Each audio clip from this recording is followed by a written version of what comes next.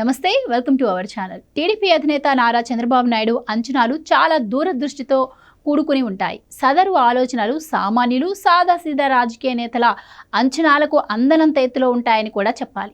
ఈ విషయం ఇప్పటికే చాలా అంశాల్లో నిరూపితమైంది కూడా. తాజాగా రాజధాని అమరావతి విషయంలోనూ చంద్రబాబు ముందు చూపు ఏంటి అన్నది తేలిపోయింది. ఉత్తరాన విజయవాడ, దక్షిణాన గుంటూరు, ఈ రెండింటి మధ్యలో అమరావతి. భవిష్యత్తులో ఆ రెండు నగరాలను కలుపుకొని అమరావతి గ్రేటర్ అమరావతిగా ఎదిగి తీరుతుంది.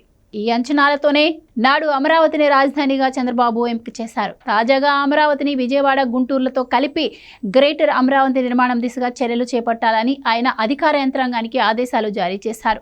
ఓవైపున అమరావతి నిర్మాణం జరుగుతూ ఉండగానే మరోవైపున గ్రేటర్ అమరావతికి రూపకల్పన జరుగుతోందన్నమాట. తెలుగు నేల రెండు రాష్ట్రాలుగా విడిపోవడానికి ముందే విజయవాడ, గుంటూరుల మధ్య దూరం అంతకంతకు తగ్గుతూ వచ్చింది. రియల్ ఎస్టేట్ ప్రభావం, చెన్నై, కోల్కతాలను కలుపుతూ సాగే ప్రధాన జాతీయ రహదారి ఈ రెండు నగరాల మధ్య దూరాన్ని తగ్గిస్తూ వచ్చింది.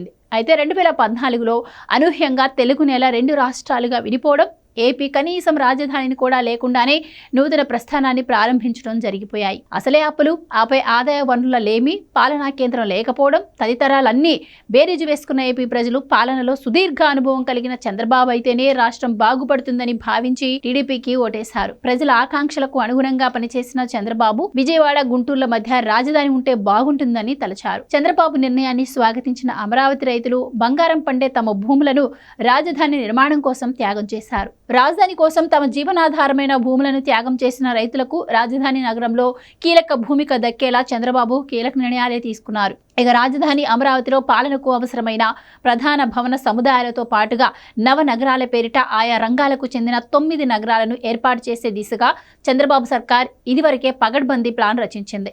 అందులో భాగంగా ఇప్పటికీ ఆయా నగరాల కోసం బ్లూ ప్రింట్లు కూడా సిద్ధమైపోయాయి.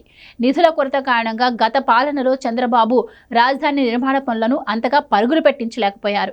అయితే ఇప్పుడు ఆ పరిస్థితి లేదు. కేంద్రంలో అధికారంలో ఉన్నది తమ మిత్రపక్షమే కావడంతో నిధుల సమీకరణలో చంద్రబాబుకు మంచి సహకారం లభిస్తోంది. ఇటీవల అధికారం చేపట్టిన నెలల వ్యవధిలోనే రాజధాని నిర్మాణానికి అవసరమైన నిధుల్లో ఏకంగా 26,000 కోట్లను చంద్రబాబు సర్కార్ సమకూర్చుకోగలిగింది.